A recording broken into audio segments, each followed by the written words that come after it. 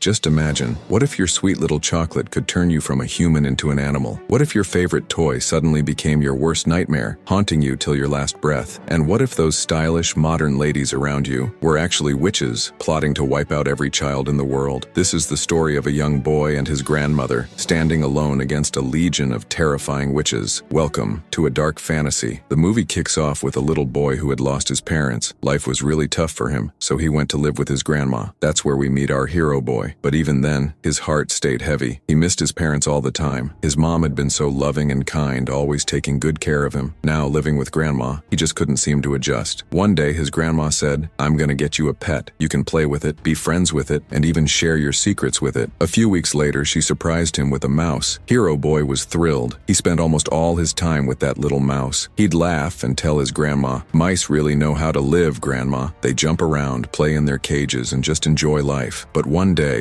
while Hero boy was playing in his room with his mouse, a witch was watching him through the window. Her stare was strange, unsettling. Around the same time, his grandma suddenly fell sick. Luckily, she got better after a while and then said, "Come on, let's go out for a bit." They went shopping together. At the store, Hero boy got separated from his grandma for a moment. That's when a woman walked up to him. But she wasn't just any woman, she was a witch. She offered him chocolate. She was the same witch who had been staring at their house days before. "Come here, child. Come closer," she whispered, trying to hypnotize him. By her side was a mysterious snake. Just then, Grandma called out his name. Hero boy snapped out of it, ran straight to her, and the witch vanished in an instant. Back home, Hero boy told her everything. "Grandma, that woman was acting so strange. She kept forcing chocolate on me, saying, 'Listen to me.' And she even had a snake with her." Grandma's face turned serious. "That was a witch, child. Do you see now why I always warn you? Never take anything from strangers. They could slip something dangerous into it. And more importantly, why would you ever eat something a witch gives you? They only want to trap you." Then Grandma shared a story from her own childhood. "When I was 10, I had a friend. One day we were walking together, and suddenly she disappeared. I looked around and saw a strange woman offering her chocolate. But she wasn't just any witch. She was their leader. I grabbed my friend and ran away. The very next day, when my mom was brushing my hair, I saw my friend right in front of my eyes turn into a chicken. The witch had cursed her. Maybe she ate that chocolate, I don't know. From that day, I've stayed far away from witches, so remember, don't ever go near them, don't take anything from them, and if anyone strange comes close, tell me right away." Finally, Grandma said with a sigh, "We'll be leaving here soon, child. The witches already have their eyes on our house. The witches always went after lower-class families first." Right across from Grandma's house was a hotel where her cousin worked as the executive chef. Grandma also knew the hotel manager pretty well. He was a kind man, so when she asked, he reserved a small room for her and Hero boy. They moved into the hotel, finally free to go wherever they wanted. But soon, strange things started happening. Out of nowhere, groups of witches showed up at the hotel. They looked modern, stylish, almost glamorous. But the truth was, they weren't there to enjoy themselves. They had come for a secret gathering, followed by a royal dinner. The moment they arrived, they marched up to the manager and said, "You know who we are. Get us a hall, we've got an important meeting." But their real plan was much darker. They weren't just planning to gather. They wanted to kidnap children, or trick them into eating chocolate laced with a magic potion. The second a kid ate it, they'd transform into animals. To the witches, kids were rude, ill-mannered, and didn't deserve to exist in this world. And instead of hunting them one by one, this time they decided, we'll target them all at once. That night, while the rain poured outside, Hero boy sat talking with his grandma. Curious, he asked, "Grandma, what do witches actually look like?" Grandma leaned in and whispered, "Their fingers are long and their nails are filthy. That's why they always wear gloves. They're bald under those wigs and big hats they wear. They look human, but they're not." Hearing this, Hero boy shivered. The storm passed and morning came. Still feeling sad, Hero boy went to play with his mouse in the hotel's grand hall. But just as he was there, the witches began arriving for their gathering. Terrified, Hero boy ducked into hiding. The grand high witch walked in and sniffed the air. She could almost smell him, but didn't see him yet, so the meeting began. All the witches took their seats as the grand high witch stood before them. She pulled out a small bottle and held it high. "This," she said, "is my magic formula. Just one drop on a piece of candy or chocolate, and the child who eats it will instantly turn into an animal." She explained the details with a wicked smile. Then suddenly she sniffed again. Her nose twisted, her face stretched and grew monstrous. She started sniffing around the stage, getting closer and closer. Then, with terrifying strength, she grabbed the stage and flung it aside. No one was there, except a small ventilation window. Through it, she spotted Hero boy. She was about to seize him when another distraction appeared. A chubby boy, the son of one of the hotel guests. All the witches immediately turned their attention toward him. He was obsessed with food and they knew it. Tempting him was easy. They handed him chocolate already laced with the potion. The boy stuffed it into his mouth, and right before everyone's eyes he shrank down into a little mouse. The witches actually recoiled in horror, then quickly tried to stomp him with their sharp heels. But just in time, Hero Boy climbed out of the vent and rescued the mouse. Only that was his biggest mistake. Now all the witches saw him. They swarmed him, grabbed him, and before he could escape, the Grand High Witch dripped a single drop of that cursed liquid into his ear. In the end, Hero Boy gets transformed into a mouse too. He and the chubby boy, now also a mouse, scurry away as fast as they can, with Hero Boy's pet mouse tagging along. That's when they discover the shocking truth. His pet mouse had once been a little girl, tricked by a witch who gave her chocolate and turned her into a doe. The three of them become close friends instantly, and together, they make a vow. We'll get our revenge on these witches. Hero Boy rushes back to his grandma. Grandma, they turned us into mice. Grandma, furious, snaps. Those witches turned my babies into mice? Enough. Now it's my turn to get revenge. Hero Boy quickly adds, there's something important. From our room, we can see the terrace where the witches stay. It's right in front of us. That sparks an idea in Grandma's head. Perfect. I'll knit a sock, drop you down in it, and you'll steal their potion. Once we have it, I'll change you back. So she does just that. She lowers Hero Boy down in the sock. Terrified but determined, he sneaks inside, grabs the potion, and climbs back in. But as Grandma is pulling the sock up, one of the witches shows up and grabs hold of it. What's this? The witch hisses suspiciously. Grandma keeps her cool. Oh, nothing. I dropped my knitting by accident. I'm just pulling it back up. The witch narrows her eyes. Really? Let me see. She's just about to check the sock, and Hero Boy's mouse form is seconds from being exposed when the hotel manager arrives out of nowhere. The witch lets go, and Grandma hauls the sock back safely. She pours the potion into a dish and dips each of the mice in it one by one, but nothing happens. No change at all. The potion only works one way. It can turn humans into animals, but it can't reverse the curse. Hero Boy doesn't lose hope. Grandma, if it can't change us back, what if we put it in their soup? That way, all the witches will turn into animals instead. Grandma beams. Brilliant idea, children. She hides the three mice in her bag and sneaks into the hotel kitchen where the witch's dinner is being prepared. Carefully, she empties the potion into the giant pot of soup, but before she can leave, the manager spots her. Hey lady, are those your mice? Pets aren't allowed in the kitchen, it's disgusting. Grandma snaps back. These aren't my mice. Search if you want. She hides them in a corner of her bag. The manager checks her room and luggage, finds nothing, and ends up embarrassed. Grandma scolds him furiously. Shame on you, searching my room for no reason. I'll report you. Your hotel will be shut down. Panicked, the manager backs off. Please, ma'am, calm down. Dinner's on me tonight, all right? My apologies. Grandma smiles to herself. The plan worked, and she even scored a free dinner. That night, the witches gather for their grand feast. The soup is served, steaming hot, and meant only for them. But the moment they start slurping it down, they begin transforming one after another into mice. Grandma laughs with pure delight. The scene is wild. Witches screeching, running, shrinking into tiny rodents, while the hotel staff stomps them underfoot. But one remained, the Grand High Witch. She hadn't touched the soup yet. The three mice set a trap. Quick as lightning, they snap her finger in it, making her shriek in pain. That's when they force the potion straight into her mouth. Within seconds, she too shrivels and morphs into a giant, ugly mouse. They trap her inside a glass cup, and Grandma places a hungry cat right outside the cage. No one knows what happened next, but it's safe to say the Grand High Witch probably didn't make it out alive. Grandma, thrilled with their victory, scoops up her three little mice and walks out of the hotel. The witches were gone. The danger was over. Meanwhile, the chubby boy's parents search frantically for him. His mother, cold and heartless, never really cared for him. When she hears his tiny mouse voice, she screams in fear. Get that thing away from me. I'll never take it back. The boy, now a mouse, just sighs in relief. That's fine. I've got real friends now. I'm better off without them. Grandma brings the three mice home, feeds them well, and showers them with care. And surprisingly, none of them wanted to become human again. They were happy the way they were, running, playing, and living freely. Grandma watched them with contentment. And with that, the movie ends on a hopeful, positive note.